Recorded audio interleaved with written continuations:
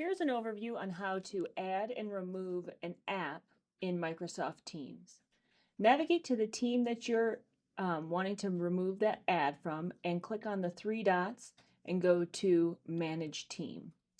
In the Manage Teams, navigate to Apps and you can see the Centro app here and click Remove.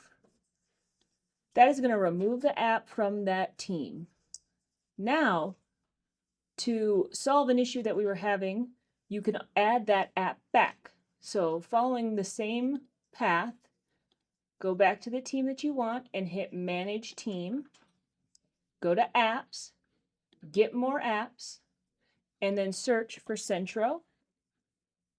Select Open under the Centro app, and then go ahead and scroll down to where you see the team and channel and hit Go. That will add the app back to that team. So if we navigate back to the Manage Team piece, you will now see Centro back in Apps.